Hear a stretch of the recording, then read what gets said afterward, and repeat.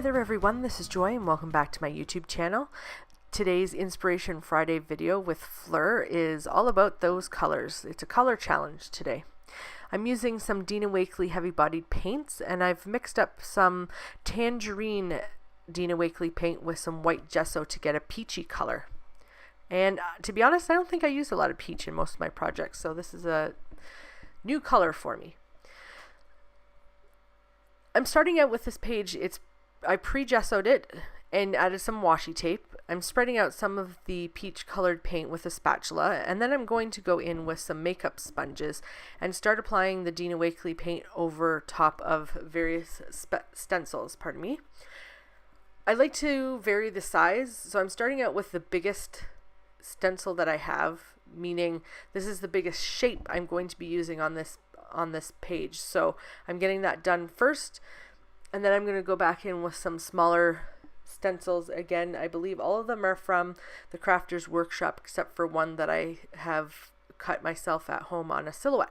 The art journal I'm working in today is a Strathmore journal, and it has mixed media paper in it, and this journal's kind of evolved into the spot where I collect quotes. I do pin quite a bit of quotes on Pinterest, so I always go back and reference one, and I tend to delete it once I've used it in an art journal so I don't duplicate it again. This journal is one of several that I have on the go at the same time, and this journal has remained quite flat, meaning that I haven't been adding a lot of bulky items to it.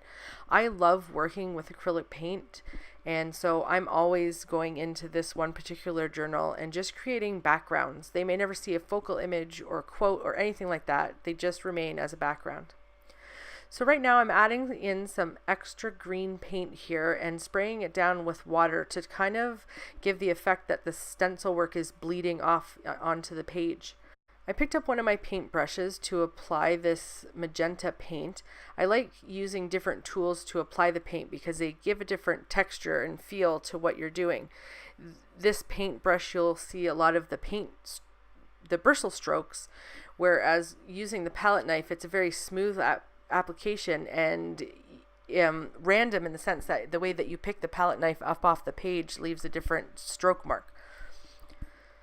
This stencil has become a favorite of mine. I think I say that a lot about stencils. Anyway, this has several different patterns on it, and I find myself reaching for it, as well as I really like the plus sign that I'm using right now. I can do this on your own with your finger or even a paintbrush. It just happens that it's conveniently done for me in this stencil. Now I have the color inspiration close by. You can't see it, but it's just above where those paints are. And I think I did pretty good at getting all of the colors except for a light purple, which is on the inspiration piece. Not much of a purple fan, I gotta say. I should try to force myself to use it more often. This yellow paint here is Lemon from the Dina Wakley paints, and it's very vibrant and bold, and I really like that about it.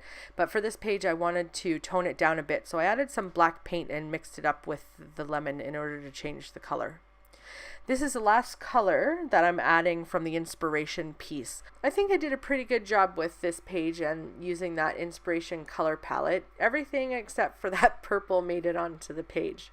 What do I do with all that leftover paint? Well, I'm going to show you this time, and I'm going to pull out a different art journal, spread some of that yellow paint over it, use a stencil, and just start adding to background pages. This was a tester page for a paint pen that I was using. Just kept writing the same word over and over. I'm going to spread some of that paint through a stencil, and then I'm going to set that art journal aside, and those will become part of backgrounds for new pages.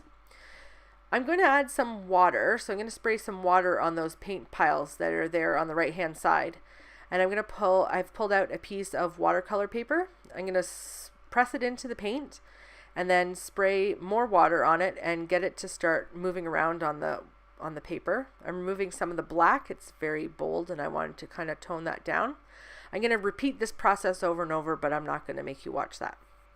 So the quote that I'm using today is from Mary Oliver, and I found it on Pinterest, and it says, "I believe in kindness, also in mischief."